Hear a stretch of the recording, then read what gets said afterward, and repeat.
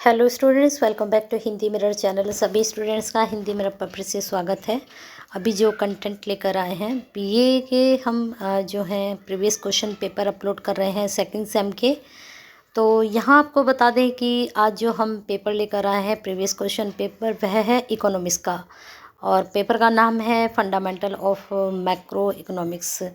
तो इससे पहले आपका हिस्ट्री, हिंदी, पॉलिटिकल साइंस, साथ में हमने और भी पेपर अपलोड किए हैं, तो उनको आप चेक कर सकते हैं। और यहाँ आपको बता दें कि जो पेपर है इकोनॉमिक्स का वो सेकंड सेम का है, और साथ ही आपकी जो प्लेलिस्ट बनी हुई है उसमें एक बार आप ज़रूर चेक कीजिए कि हमने जो है क्वेश्चन बैंक भी अपलोड किया हुआ है सेकंड सेम का, और साथ में जो आपका को करिकुलम है तो उससे संबंधित भी आपका सॉल्यूशन अपलोड है, जो कि 100 नंबर का आपका पेपर आता है।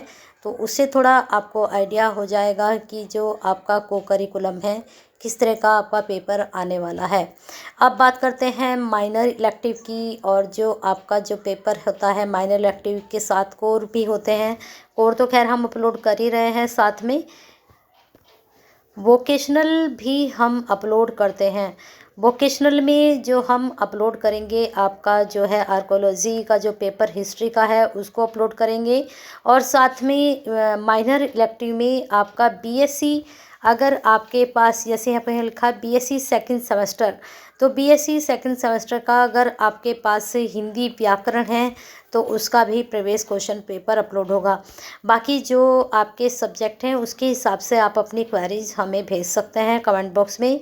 हमारे बस में हुआ तो हम ज़रूर आपकी जो क्वेरीज हैं उसको पूरी करेंगे। जितने पेपर हमारे पास हैं हम कोशिश करेंगे कि सभी पेपर आप तक पहुंचाए जो प्रीवियस क्वेश्चन पेपर है, जिससे आपकी कहीं ना कहीं अच्छे से हेल्प हो सके।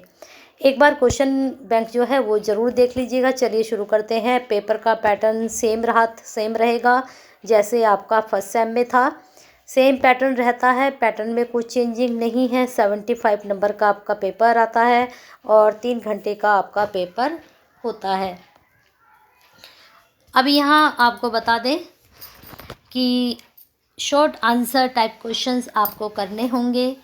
जो आपके 5 क्वेश्चन आपको करने होते हैं जो कि 6 नंबर के आते हैं, और इन 6 नंबर से आपको 30 नंबर लेने होते हैं।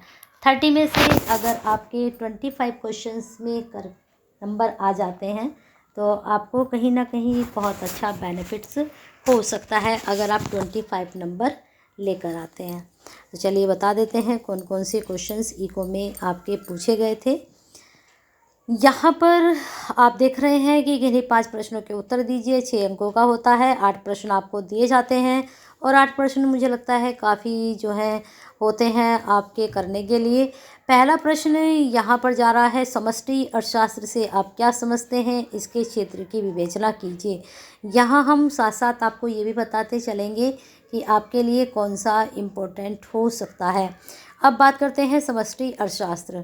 तो समष्टि अर्थशास्त्र से आपके जो क्वेश्चंस बनेंगे ज़रूर बनेंगे। समष्टि अर्थशास्त्र से इस बार क्षेत्र पूछे गए थे, हो सकता है इस बार आपसे कुछ और पूछ लिया जाए, तो समष्टि अर्थशास्त्र ज़रूर पढ़ के जाइएगा।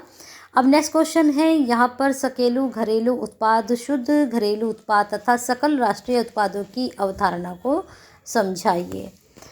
तो क्वेश्चन ये भी अच्छा है। चलते हैं नेक्स्ट क्वेश्चन की तरफ।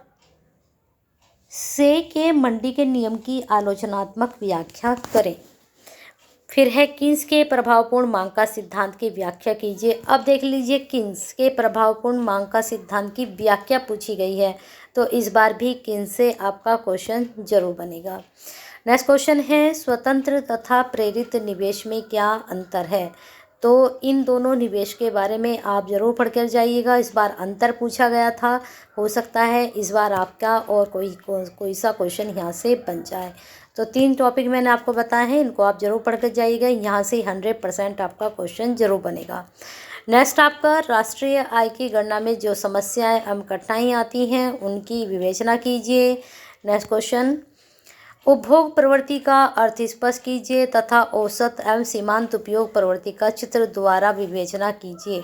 तो उपभोग प्रवृत्ति का अर्थ बताना है। औसत एवं सीमांत उपयोग प्रवृत्ति, तो 2 के बारे में पूछा गया है, तो इनको दोनों को अच्छे से फोकस करके जाइए। इस बार भी यहाँ से 100% क्वेश्चन आपका बनने वाला है। तो 4 टॉपिक हो गए आपके। चलते हैं, रोजगार के प्रतिष्ठित सिद्धांतों की व्याख्या कीजिए। कुछ क्वेश्चंस रैंडमली होते हैं, कुछ क्वेश्चंस ऐसा लगता है कि वो क्वेश्चन आएंगे ही आएंगे, लेकिन आपको बता दें क्वेश्चन कभी भी रिपीट नहीं होते हैं, उनसे रिलेटेड टॉपिक ज़रूर रिपीट होते हैं। अब जैसे मैंने आपको यहाँ पर बताया है कि औसत एवं सीमांत उपयोग प्रवृत्ति, यहाँ पर उपभोग प्रवृत्ति, तो यहाँ से औसत व सीमांत का आपका कुछ भी क्वेश्चन यहाँ से बन सकता है। तो लॉन्ग क्वेश्चन में देख लेते हैं। 3 क्वेश्चन करने होते हैं और 5 में से आपको चॉइस मिलती है। हर एक क्वेश्चन 15 नंबर का होता है। अब यहाँ पर देख लेते हैं पहला क्वेश्चन, समष्टि तथा व्यष्टि अर्थशास्त्र में अंतर स्पष्ट कीजिए तथा समष्टि अर्थशास्त्र के महत्व की विवेचना कीजिए। अब देखा आपने, समष्टि से संबंधित शॉर्ट क्वेश्चन भी पूछ लिया गया, लॉन्ग क्वेश्चन भी पूछ लिया गया। समष्टि और व्यष्टि को बहुत अच्छे से पढ़ के जाइए, यहाँ से आपके 2 से 3 क्वेश्चन जरूर निकलेंगे, शॉर्ट और लॉन्ग में। अब आते हैं सेकंड क्वेश्चन पर, राष्ट्रीय आय की परिभाषा दीजिए, उसे नापने की विधियां समझाइए। अब राष्ट्रीय आय भी आपको पूरा पढ़कर जाना है, राष्ट्रीय आय से भी आपका कुछ भी क्वेश्चंस बन सकता है। अभी तक जो स्टूडेंट्स हमसे कनेक्टेड हो चुके हैं, अगर अभी तक लाइक नहीं किया है तो कर दीजिए, शेयर नहीं किया तो कर दीजिए, क्योंकि आप जैसे बहुत सारे स्टूडेंट्स हैं जो प्रीवियस क्वेश्चन पेपर की तलाश करते रहते हैं। आप इसको ज़्यादा से ज़्यादा शेयर करेंगे तो उन स्टूडेंट तक ये वीडियो पहुंचेगी जिसको प्रीवियस क्वेश्चन पेपर की तलाश रहती है, और हिंदी मिरर आपके साथ साथ उनके लिए भी हेल्पफुल हो सकता है। तो शेयर कीजिए और केयर कीजिए। अब यहाँ पर बता देते हैं थर्ड क्वेश्चन, बेरोजगारी के कारण तथा बेरोजगारी के विभिन्न प्रकारों की व्याख्या कीजिए। बेरोजगारी से संबंधित क्वेश्चन भी आपका 100% बनेगा, और बिल्कुल अब तैयारी में जुट जाइए। समझिए बस अब मार्च आपका चला गया है और अप्रैल में आपके एग्जामिनेशन फॉर्म आने शुरू हो जाएंगे।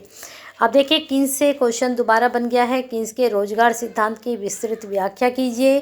फिर लास्ट क्वेश्चन, बचत फलन से क्या तात्पर्य है, बचत फलन के विभिन्न प्रकारों की व्याख्या कीजिए। अब जो मैंने आपको टॉपिक बताए हैं, 4 से 5 टॉपिक बता दिए हैं, अगर 4 से 5 टॉपिक भी आप पढ़कर जाते हैं तो कहीं ना कहीं आप पेपर में पासिंग मार्क्स तो ले ही आते हैं।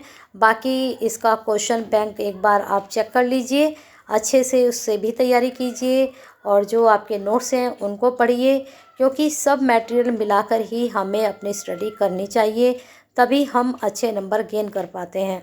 बाकी 25 के इंटरनल आपके होते ही हैं, उनमें भी अच्छा अटैम्प्ट करके जाइए, जिससे आपको एग्जामिनर और आपकी फैकल्टी अच्छे नंबर दे पाएँ।